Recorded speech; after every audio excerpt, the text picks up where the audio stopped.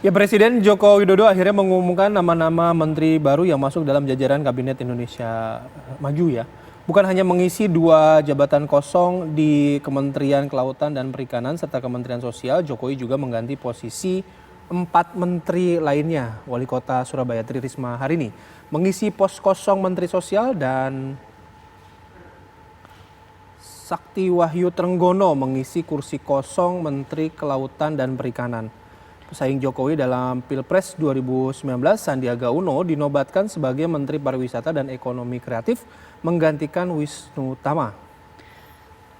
Tidak hanya itu, Bay, tapi ini juga Wakil Menteri BUMN Budi Gunawan Sadikin menggantikan Terawan sebagai Menteri Kesehatan.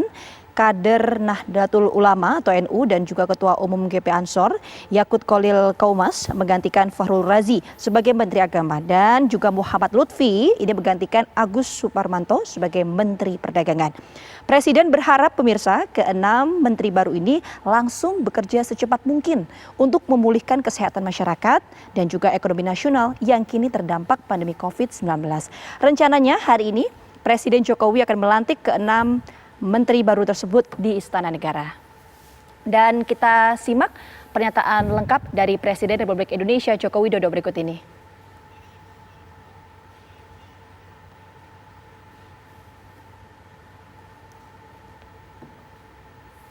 Tapi dikecilin suaranya. Saya kira kita tahu semuanya, beliau adalah Wali Kota Surabaya, dan saat ini Bu Tri Risma hari ini akan kita berikan tanggung jawab untuk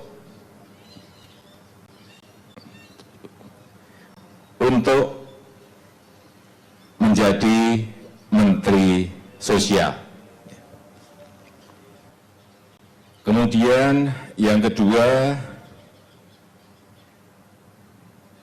saya ingin mengenalkan, tapi kita semuanya saya kira sudah tahu, yaitu Bapak Sandiaga Salahuddin Uno.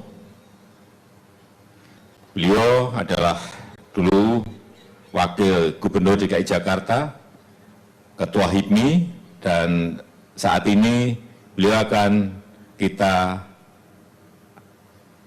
berikan tanggung jawab untuk memimpin Kementerian Pariwisata dan Ekonomi Kreatif, Bapak Budi Gunadi Sadikin.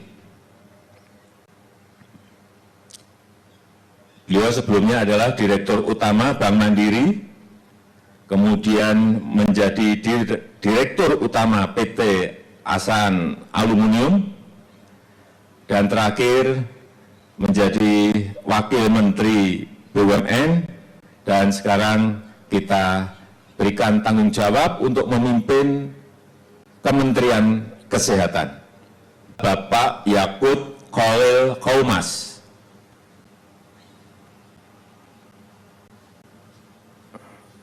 Beliau adalah tokoh Muslim, Ketua PP GP Ansor, dan akan kita berikan tanggung jawab sebagai Menteri Agama, Bapak Sakti Wahyu Trenggono. Beliau sekarang ini memegang jabatan di Wakil Menteri Pertahanan, dan akan kita berikan tanggung jawab untuk menjadi Menteri Kelautan dan Perikanan. Yang terakhir, Bapak Muhammad Lutfi. Beliau sebelumnya pernah di Kepala BKPM, kemudian Menteri Perdagangan, kemudian Duta Besar Indonesia untuk Jepang, dan terakhir Duta Besar Indonesia untuk Amerika Serikat. Dan sekarang akan kita berikan tugas memimpin Kementerian Perdagangan. Langsung saja pemirsa, kita akan diskusikan hal ini mengenai komposisi Kabinet Joko Widodo Ma'ruf Amin bersama dengan 3 orang narasumber yang sudah bergabung bersama kami pagi hari ini. Kita akan sapa politisi PDIP Hendrawan Supratikno. Selamat pagi Pak Hendrawan. Selamat pagi Gina. Sehat ya Pak? Sehat, alhamdulillah. Alhamdulillah. Sudah bergabung juga bersama kami ada Ibu Irma Suryani Caniago, politisi Nasdem. Selamat pagi Ibu Irma. Selamat pagi, Gina. Sehat Ibu? Alhamdulillah. Alhamdulillah. Ada juga Bang Adi Praitno, analis politik. Selamat pagi Bang Adi. Selamat pagi, Vita. Iya, semoga sehat selalu semuanya. Saya mau ke Pak Hendrawan dulu. Kalau kita bicara dari perspektif PDIP sebagai partai pemenang, ini bagaimana kemudian untuk komposisi dari Kabinet Joko Widodo Ma'ruf Amin, apakah memang sudah tepat komposisinya dan sebetulnya apa sih goals dari Presiden Republik Indonesia Joko Widodo dengan susunan kabinet saat ini? Ya, jadi sebenarnya kalau dari komposisi tidak banyak mengalami perubahan karena memang kabinet dan reshuffle seperti ini salah satu upaya presiden adalah mengharmonisasikan kepentingan dan perimbangan kekuatan politik yang mendukung. Jadi presiden tentu sudah berhitung secara cermat. Hanya memang kami melihat kali ini presiden memberi tekanan besar kepada pelaksanaan Undang-Undang Cipta Kerja. Itu sebabnya kabinet ini saya kira ada urgensi ya di mata presiden untuk segera menjalankan Undang-Undang Nomor 11 2020 tentang Cipta Kerja. Nah, Pak Hendrawan, ya. Pak Hendrawan, ini menarik. Apakah kemudian dengan hal yang Pak Hendrawan sampaikan, ini kemudian bisa membenarkan bahwa kalau kita melihat saat ini komposisi Kabinet Joko Widodo Ma'ruf Amin diisi oleh wajah-wajah para pelaku ekonomi, misalnya Sandiaga Uno, kita tahu bahwa juga bergerak di bidang pengusaha, kemudian beberapa pihak lainnya. Ini juga misalnya kalau saya sebut Budi Gunadi, ini kan akrab dengan dunia ekonomi karena menjabat sebagai dirut mandiri dan lain sebagainya. Nah, apakah kemudian ini menjawab hal-hal yang tadi Bapak sampaikan? Iya, betul. Jadi kalau dilihat dari menteri-menteri yang diangkat ini, mereka rata-rata pelaku ekonomi, mereka memiliki jam terbang dan dikenal sebagai orang-orang di lapangan.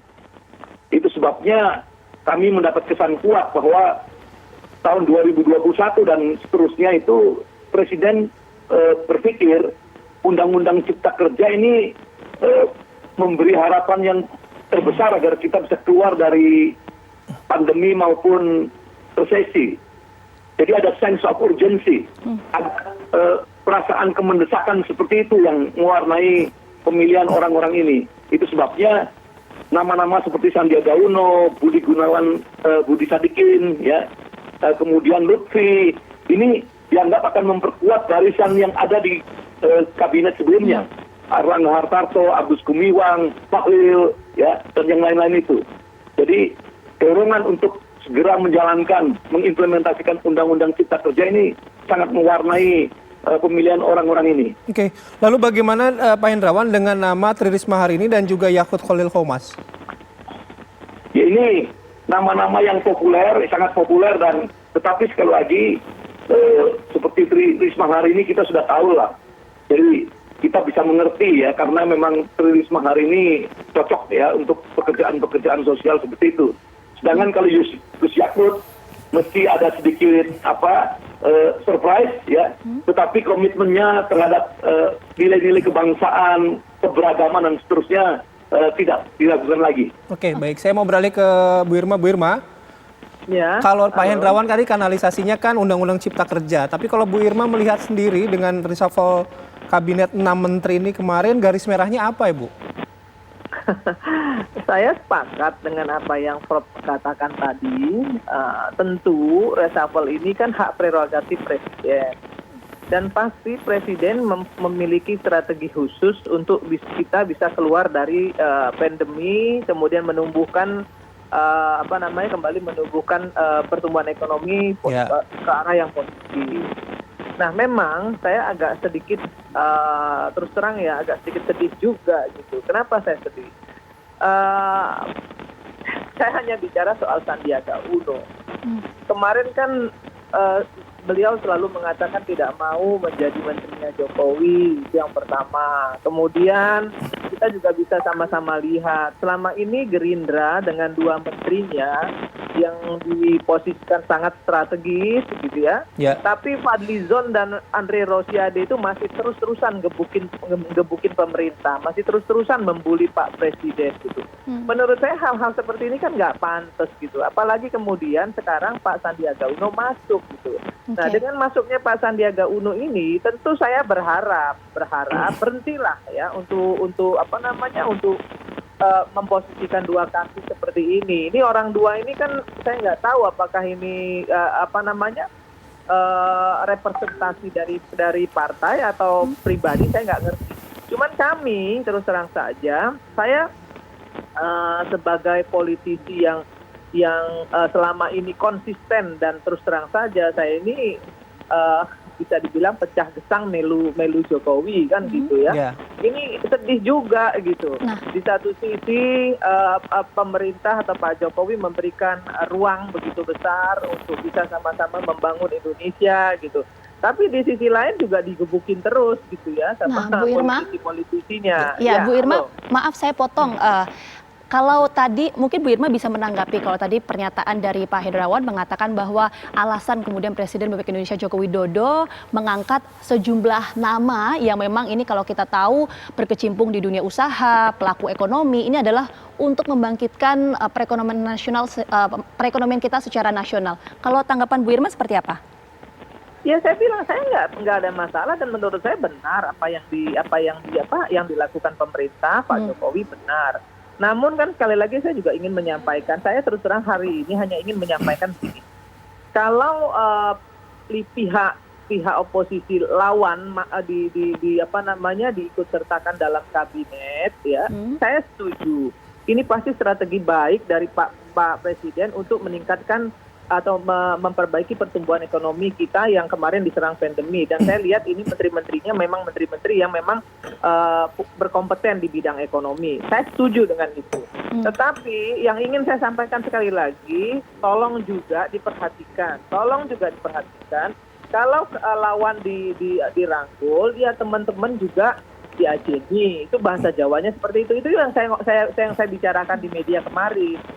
Nah, intinya begini, tidak ada urusan dengan Nasdem ini, tidak ada urusan juga dengan posisi-posisi tambahan posisi menteri di partai-partai, nggak ada urusan itu. Saya ingin menegaskan sekali lagi bahwa tolong gitu ya, jangan juga kemudian kawan-kawan yang sudah berjuang sangat keras di Pilpres yang brutal kemarin itu kemudian menjadi tersakiti, ini juga harus dijaga. Gitu. Oke, berarti sebenarnya kalau menurut Bu Irma masih ada nama lain yang lebih tepat begitu ya mengisi posisinya di Menteri Pariwisata dan Ekonomi Kreatif begitu? Enggak, saya setuju Pak Sandiaga masuk itu saya setuju, nggak ada masalah. Hanya saja jangan sampai kemudian setelah Pak Sandiaga masuk pun gitu ya, ini masih teman-teman di seberang masih gebukin pemerintah. Oke, gitu. teman-teman Ini kan nggak fair. Teman-teman di seberang nanti kita elaborasi lagi ya, Bu Irma ya. Kami harus jeda terlebih dahulu. Kami akan kembali sesaat lagi.